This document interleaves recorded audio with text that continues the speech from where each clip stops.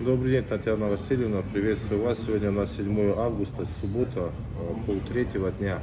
Ко мне приехали жители Буйнакского района, представители общественности, активисты, представители депутатского корпуса, муниципалитета, села. Проблема заключается в том, что больница в селе Нижний Казанич не обеспечена кислородом, ввиду чего сегодня, по словам жителей района, села, имеется огромная смертность. За сутки умерло 2 человека, за неделю умерло около 10 человек. Общественники говорят, что больница не обеспечена кислородом, ввиду чего после поражения очагом более 20% жителей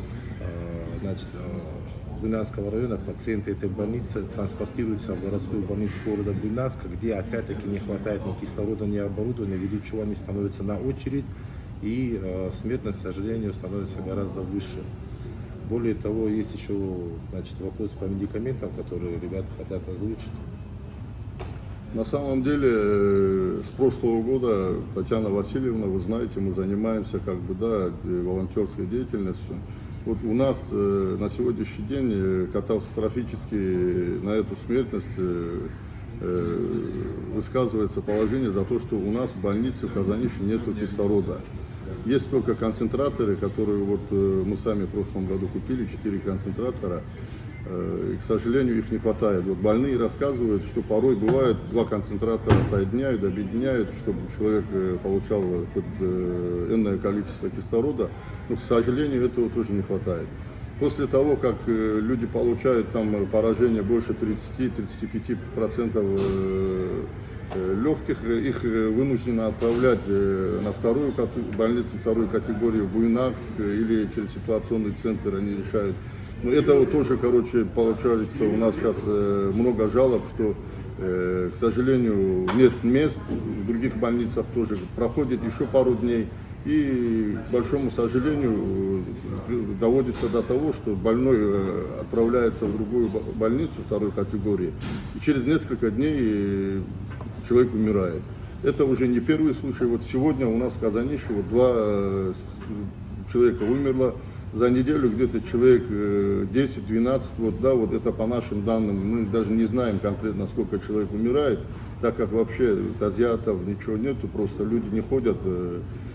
И поэтому, конечно, хотели попросить, чтобы быстро организовать, на самом деле, этот кислород, который катастрофически нам не хватает и нужен. И еще сегодня, вчера нам звонили еще опять люди, наши казанищенцы, еще с района звонят опять амбулаторная служба, то, что выдавали лекарства амбулаторным больным.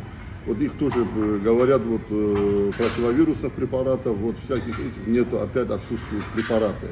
Это звонят люди, которые обращались в больницу, в поликлинику, и им сказали, что в связи с тем, что нет препаратов, им не выдают эти препараты. Тоже хотели бы попросить, чтобы вы взяли под контроль эту ситуацию тоже.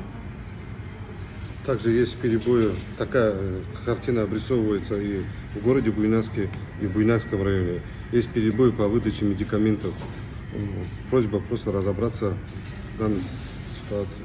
Также, проконсультировавшись со специалистами, профессорами здравоохранения, медицины, нам подсказывают, что главврач этой больницы и районный главврач Буйнакского района, прежде чем перевести больницу под прием ковидников, должны были организовать и оснастить ее кислородом. Сегодня идет 3-я волна пандемии, по сей день кислорода в этой больнице нет. Поэтому, помимо этого, около месяца идут переговоры, обсуждения, по информации жителей Буйнакского района, переговоры между районным врачом, между врачом Казанищенской больницы и главы Буйнакского района Изиевым. Но на протяжении этого месяца до сих пор результата нет. Смертность высокая. Я надеюсь, что мы вместе с вами исправим эту ситуацию. Спасибо.